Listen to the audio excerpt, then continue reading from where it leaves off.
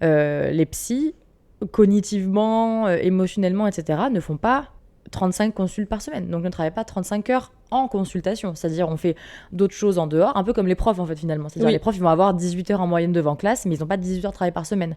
Les psys, c'est un petit peu pareil, même si c'est pas exactement le même travail qui va se faire en dehors des consultations pour tout le monde. Je pense notamment aux neuropsy qui vont avoir de la passation de bilan. Bah, eux, ils vont devoir faire les comptes rendus des bilans, traiter les bilans en dehors des consultations. Les psys cliniciens, bah, ça va être voilà, ceux qui prennent des notes, de travailler leurs notes, de relire leurs notes, etc. Moi, je prends pas de notes, par exemple. Mais bon, je fais plein d'autres choses à côté de mes consultes. J'ai mon asso, on a le collectif, j'ai les réseaux sociaux. Donc, en Le fait, podcast.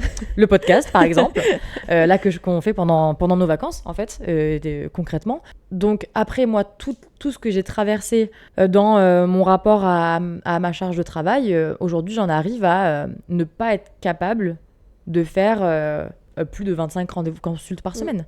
Et donc, ça implique d'avoir des et donc- consultations, des prix de consultation qui sont assez élevés. Et donc, ça implique d'avoir des honoraires qui rentrent en cohérence avec la charge de travail que je tolère le mieux et dans laquelle je me sens être la plus présente pour les personnes que j'accompagne, la plus compétente pour les personnes que j'accompagne et la plus là, en fait, pour les personnes que j'accompagne.